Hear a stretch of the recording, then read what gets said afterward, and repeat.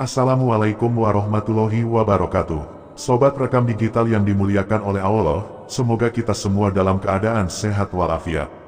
Amin ya robbal alamin.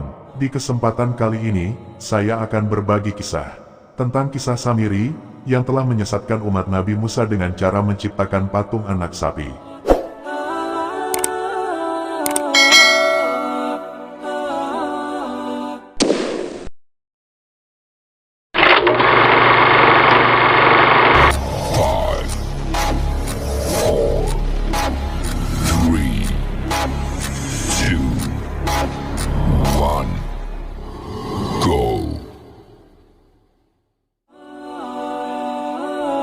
Penyembahan terhadap berhala memang sudah menjadi hal yang lazim dan sudah ada pada zaman para nabi.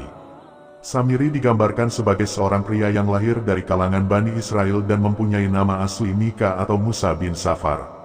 Walaupun dikenal sebagai orang yang enggan bergaul dengan masyarakat, Samiri diketahui menjalin pertemanan dengan para penyembah berhala anak sapi. Dari pergaulannya inilah yang kemudian membuat kisah dan nama Samiri tercatat dalam Al-Quran sebagai penyembah berhala. Samiri adalah salah satu anak selain Nabi Musa yang selamat dari kebijakan Fir'aun yang membunuh semua bayi laki-laki.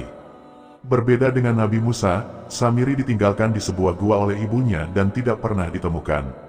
Hingga suatu ketika malaikat Jibril diutus oleh Allah untuk menyelamatkan bayi Samiri.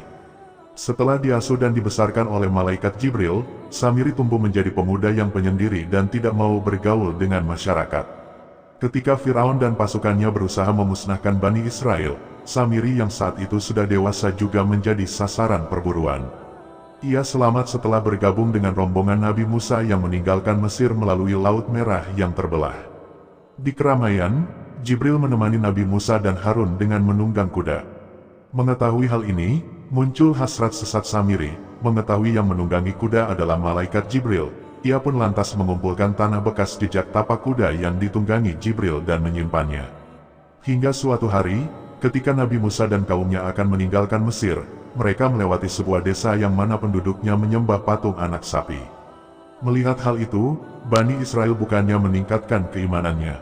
Mereka dengan berani meminta Nabi Musa agar membuatkan patung yang sama seperti penduduk desa tersebut untuk disembah. Mendengar permintaan kaumnya, Nabi Musa pun marah dan meminta kepada Bani Israel agar selalu menjaga ketauhidan bahwa tidak ada Tuhan selain Allah.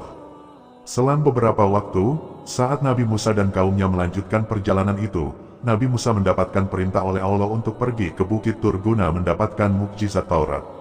Sebenarnya, Nabi Musa pergi ke Bukit Tur hanya 10 malam saja, namun karena suatu hal maka ditambah hingga 40 malam. Sebelum berangkat, Nabi Musa menitipkan Bani Israel kepada Nabi Harun untuk selalu menjaga ketauhidan mereka. Tapi mau bagaimana lagi, Samiri yang punya niat sesat teringat dengan tanah bekas jejak kaki kuda malaikat Jibril yang ia simpan. Samiri meminta orang-orang Israel mengumpulkan emas lalu meleburnya.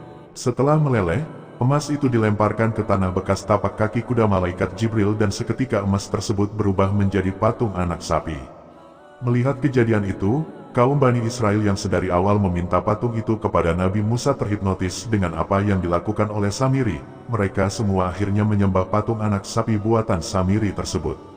Nabi Harun pun dengan tak kuasa mencegah kemusyrikan itu, karena Bani Israel memang kaum yang keras kepala dan pembangkang. Setelah menghabiskan 40 malam di Bukit Tur, Nabi Musa kembali ke kaumnya, dan betapa terkejutnya dia melihat Bani Israel menjadi penyembah patung anak sapi. Ia pun marah kepada Samiri karena telah menyesatkan Bani Israel. Hal ini telah diabadikan dalam Al-Quran. Allah berfirman, "Maka sesungguhnya kami telah menguji kaummu sesudah kamu tinggalkan, dan mereka telah disesatkan oleh Samiri." Kemudian Musa kembali kepada kaumnya dengan marah dan sedih. Berkata Musa, "Hai kaumku, bukankah Tuhanmu telah menjanjikan kepadamu suatu janji yang baik? Maka apakah terasa lama masa yang berlalu itu bagimu atau kamu menghendaki agar kemurkaan dari Tuhanmu menimpamu, dan kamu melanggar perjanjianmu dengan aku?"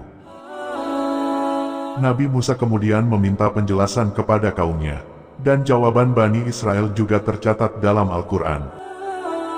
Mereka berkata, "Kami sekali-kali tidak melanggar perjanjianmu dengan kemauan kami sendiri. Tetapi kami disuruh membawa beban-beban dari perhiasan kaum itu, maka kami telah melemparkannya, dan demikian pula Samiri melemparkannya." Kemudian Samiri mengeluarkan untuk mereka dari lubang itu anak lembu yang bertubuh dan bersuara. Maka mereka berkata, inilah Tuhanmu dan Tuhan Musa, tetapi Musa telah lupa. Nabi Musa kemudian meminta penjelasan Samiri. Samiri menjawab, aku mengetahui sesuatu yang mereka tidak mengetahuinya. Maka aku ambil segenggam dari jejak rasul lalu aku melemparkannya, dan demikianlah nafsuku membujukku. Karena telah menyesatkan Bani Israel, Samiri pun diusir oleh Nabi Musa sehingga membuatnya kembali terkucilkan dari masyarakat. Samiri kemudian mendapat azab dari Allah, yang mana ia mengidap penyakit kulit. Kulitnya akan terasa terbakar ketika ada orang yang menyentuhnya. Sepanjang hidupnya, Samiri akan selalu berteriak kepada orang lain agar tidak menyentuhnya mengingat sakit yang dideritanya akan sangat terasa menyiksa. Demikianlah kisah Samiri, sosok yang bertanggung jawab atas penyesatan Bani Israel. Jika kalian suka dengan video ini, silakan klik tombol subscribe untuk membantu perkembangan channel ini.